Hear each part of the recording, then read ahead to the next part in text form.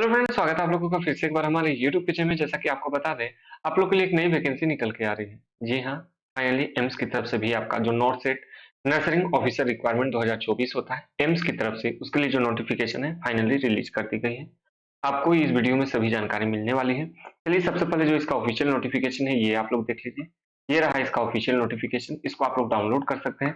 Download करने के लिए टेलीग्राम चैनल का जो लिंक है आपको नीचे डिस्क्रिप्शन में मिलेगा, जहां से जाके आप लोग इसको डाउनलोड कर सकते हैं। और जो भी डाउट्स होंगे आपके, वो कमेंट बॉक्स खुला हुआ है, वहां आप लोग आके कमेंट भी कर सकते हैं। तो जो भी आपके डाउट्स होंगे वो मैं आपको क्लियर कर देने वाला हूँ।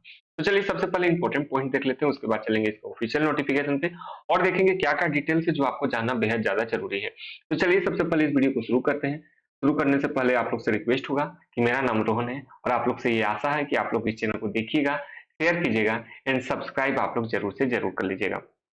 चलिए यदि हम लोग वैकेंसी की बात करते हैं तो ये आपके निकल के आ रही है एम्स की तरफ से, नॉर्थ नर्सिंग ऑफिसर रिक्वायरमेंट की तरफ से।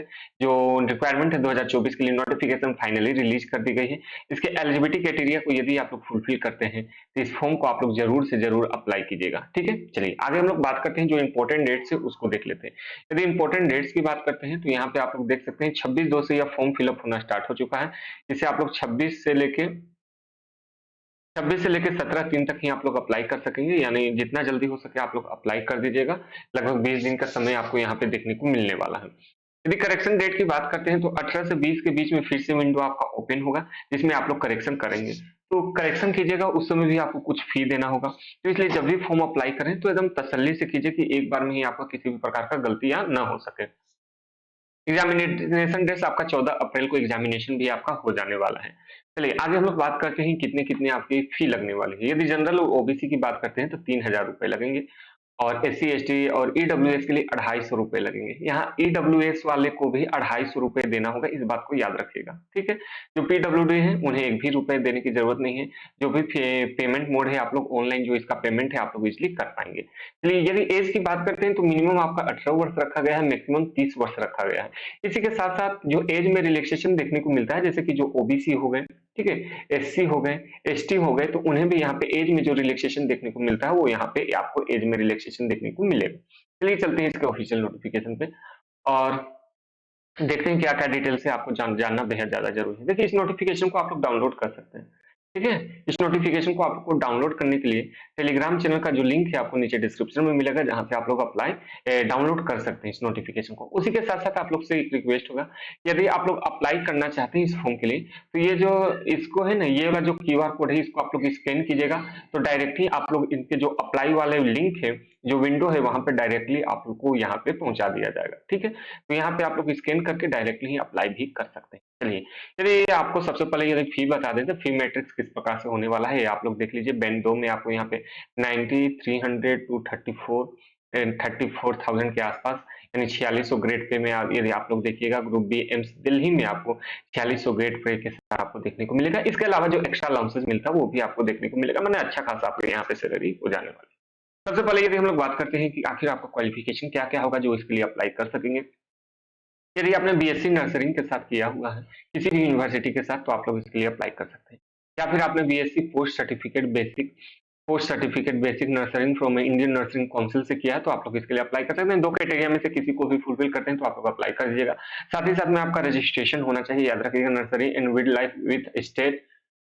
Wife with state Indian nursing council में आपका यहाँ पे आपका जो रजिस्ट्रेशन है वो इंपॉर्टेंट है। ठीक है, ये 2 क्राइटेरिया है, आप लोग अप्लाई कर सकते हैं। यदि दोनों ही क्राइटेरिया आप लोग फुलफिल नहीं करते हैं तो आगे फिर से है।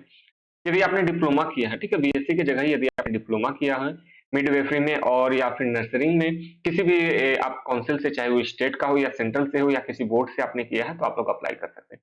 आपका रजिस्ट्रेशन यहाँ पर भी कंपलसरी है कि आप लोग का रजिस्ट्रेशन होना चाहिए स्टेट या फिर इंडियन नर्सरिंग काउंसिल में।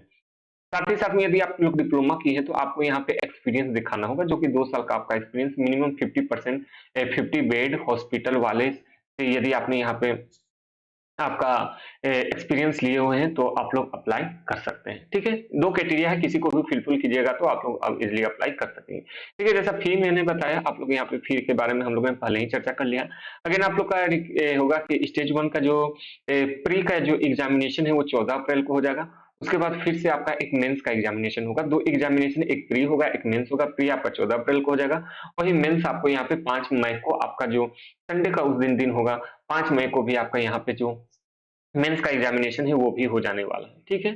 चलिए, आप लोग ऑनलाइन अप्लाई कर दीजिएगा, चाहे तो आप लोग इस वेबसाइट के थ्रू जाते हैं या फिर मैंने जो आपको क्यूआर दिखाया, इसके थ्रू स्कैन करके डायरेक्टली इसके विंडो पे आप लोग पहुँच जाइएगा, जहाँ से आप लोग अप्लाई कर सकेंगे। ठीक है? चलिए, ऐज के रिलैक्सेशन में आप लोग यहाँ पे पढ़ सकते हैं, यदि आपके पास टाइम होगा तो पढ़ लीजिएगा। जैसे मैं बता दूँ, एससी के लिए 5 साल रहता है शायद, यस, 1 सेकंड रुक जाइए। एससी-एसटी के लिए 5 साल, ओबीसी के लिए 3 साल का यहाँ क्राइटेरिया दिया जाता है। जो पीडब्ल्यूडी होते हैं उनके लिए 10 साल के आसपास देखने को मिलता है। ठीक? चलिए, आगे हम लोग बात करते हैं कि आखिर आपके एग्जामिनेशन में क्या-क्या क्वेश्चंस पूछे जाने वाले हैं, जो आपको बेहद ज़्यादा ज़रूरी है जानना कि हाँ, हमारा सिलेबस क्या होने वाला है। देखिए, एग्जामिनेशन पैटर्न क्या होने वाला है। Examination will conduct two successive stages, जैसा मैंने पहले भी बताया आपको, एक प्री होगा और दूसरा क्या होने वाला है, मेंस होने वाला है। यदि प्री की बात करते हैं तो प्री 1 स्टेज आपका क्वालिफाइंग नेचर होने वाला है। सिर्फ यदि इसको क्वालिफाई कर लेते हैं, इसका नंबर आपके जुड़ने वाला नहीं है आपके फाइनल मेरिट में। ठीक है? यहाँ सिर्फ और सिर्फ आपका एक जो मेंस का एग्जामिनेशन है उसी के बेसिस पे आपका जो मेरिट लिस्ट है वो बनने वाला है। नॉर्सेट, यहाँ पे आप लोग देख सकते हैं, NORCET main subject is condition to describe the permission of the list candidate. फिर कैंडिडेट प्री के थ्रू आप लोग मेंस के लिए आगे क्वालिफाई कीजिएगा। A pre will not be deciding the merit या रैंक फाइनल, इसमें कोई भी इसका डिसाइडिंग फैक्टर नहीं होने वाला है आपका प्री का एग्जामिनेशन। ड्यूरेशन आपको 90 मिनट का समय दिया जाएगा। 100 क्वेश्चंस रहने वाले, हर एक के आपको यहाँ पे ऑप्शन देखने को मिलेंगे। 20 questions MCQ related to general knowledge से, एप्टीट्यूड से, and 80 question related to the your syllabus. ठीक है? याद रखिएगा, 20% जो क्वेश्चन हो गए आपके जनरल अवेयरनेस से, कुछ एप्टीट्यूड के भी क्वेश्चन रहने वाले हैं। उसी के साथ साथ यदि हम लोग बात करते हैं 80 क्वेश्चन, जो आपका डिसाइडिंग फैक्टर है, ये जो 80 क्वेश्चन है, जो आपका सिलेबस है उसी के थ्रू यहाँ पे आपके क्वेश्चंस पूछे जाएंगे, जो आपका नर्सरी का सिलेबस रहा है उसके उसी से, ठीक है? जो भी आपने पढ़ा है, जो आपका कोर्स सब्जेक्ट रहा है, उससे क्वेश्चन यहाँ पे पूछे जाएंगे।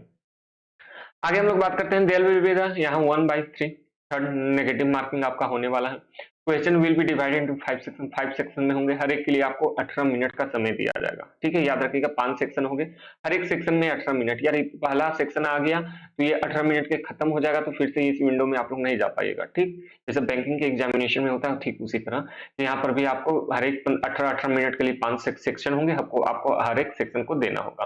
ठीक है? There will be sequences which a section is unable to, ठीक है? जैसा मैंने बताया वही लिखा हुआ कि फिर से आप लोग उसको चेकआउट नहीं कर पाएंगे। ठीक? चलिए, आगे हम लोग बात करते हैं, इसको क्वालिफाई आप लोग कीजिएगा।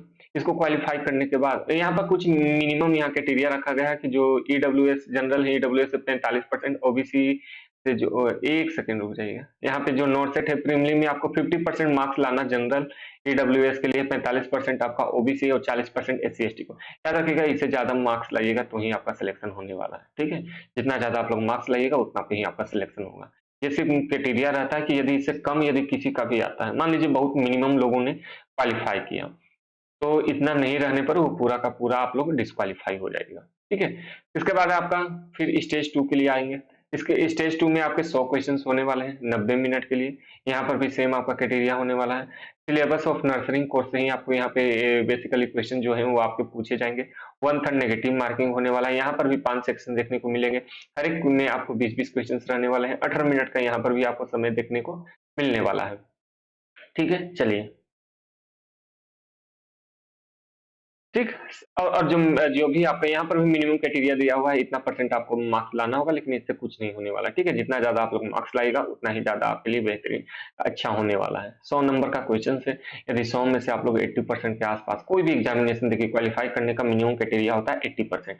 यदि 100 नंबर का एग्जामिनेशन है, 80 के आसपास आप लोग ले आते हैं तो 100% मान लीजिए कि आपका सिलेक्शन होकर रहेगा, उसको कोई नहीं रोक सकता। यदि आप लोग एम ही शुरू से कम लेके चलिएगा तो फिर आगे जाके दिक्कत हो सकता है। कि मान लीजिए कि आपने 70 सोचा और एग्जामिनेशन में 60 आ गया या 65 आ गया, और ठीक है वो कट ऑफ चल गया 68, क्या कीजिएगा? ठीक है? इसलिए जितना ज्यादा हाई मार्क्स लेके चलिएगा उतना ही आपके लिए अच्छा होने वाला है। ठीक? चलिए, लगभग सभी चीजें मैंने आपको बता दी है। जो जो भी आपके डाउट्स होंगे वो कमेंट बॉक्स खुला हुआ है, वहां आप लोग कमेंट कर सकते हैं। ये अलग अलग डिटेल्स है, कहाँ जहाँ जहाँ एम्स है वो आपके बताए गए हैं। जो 14 एम्स में जो विजयवाड़ा एम्स, यहाँ पटना, दिल्ली, देवघर, ठीक है, आप लोग यहाँ पे देख सकते हैं। चलिए, अब इस वीडियो को समाप्त करेंगे। यह वीडियो आप लोगों को कैसा लगा है कमेंट करके ज़रूर से ज़रूर बताइएगा और जो भी आपके डाउट्स होंगे वो कमेंट बॉक्स खुले हुए हैं, वहाँ आप लोग कमेंट कर सकते हैं। और आपने अभी तक सब्सक्राइब नहीं किया है तो सब्सक्राइब कर लीजिए और अपने दोस्तों के साथ इस वीडियो को शेयर कीजिएगा ताकि वे भी इस फॉर्म को अप्लाई कर सकें। चलिए अब इस वीडियो को समाप्त करते हैं। आज के लिए इतना ही। Thank you for watching.